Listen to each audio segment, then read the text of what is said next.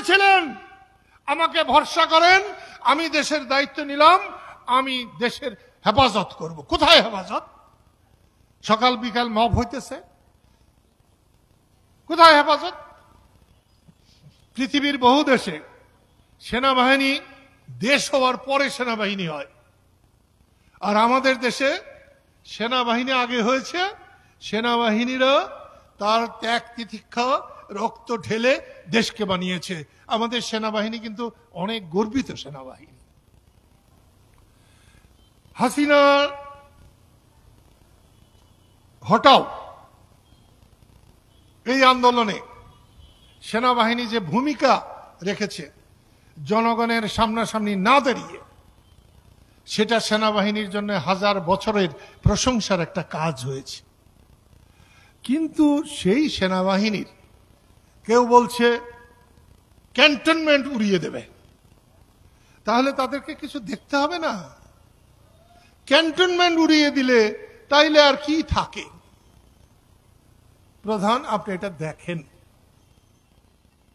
সেনাবাহিনী আপনাকে একটা কথা এই জন্য বলছি যে আপনার কথা আমি নিজ কানে শুনেছিলাম, টিভিতে দেখেছিলাম, আপনি বলেছিলেন দেশের দায়িত্ব আমি নিলাম, আলহামদুলিল্লাহ আপনি দেশকে ভালো করবেন। এই দায়িত্ব নিলে, আপনি যদি সত্যিই দায়িত্ব নিয়ে থাকেন, তাহলে দেশে এত অরাজকতা কেন? অধ্যাপক ইউনূস কিন্তু বলে নাই, তখন তিনি বাইরে ছিলেন, 5 তারিখে উনি বাইরে ছিলেন।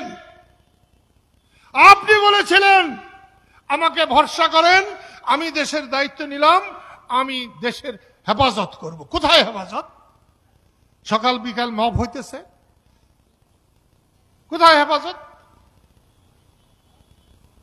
মুক্তিযোদ্ধা মঞ্চ নাকি মঞ্চ 71-এ আমাদের টাঙ্গাইলের সম্মান, আমাদের নেতা তিনি বক্তৃতা করতে গেছেন, আলোচনা করতে গেছেন। আলোচনা করা কি নিষিদ্ধ? এবং মুক্তিযুদ্ধ নিয়ে এবং সংবিধান নিয়ে? তাহলে সেইখানে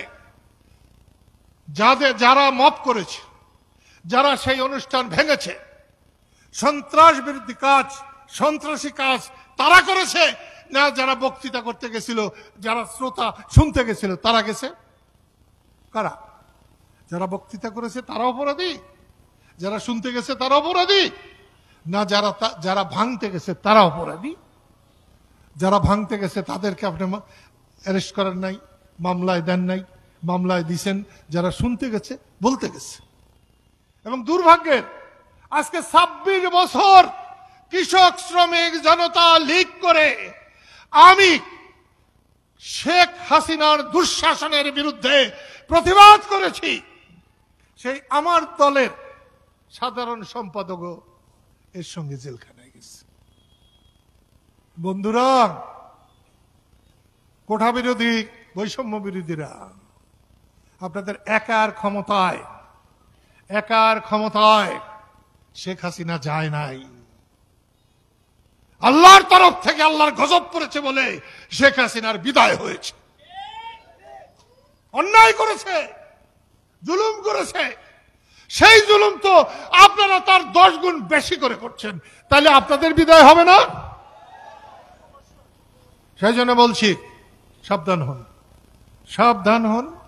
সাবধান ছাড়া আপনাদের কোনো উপায় নাই।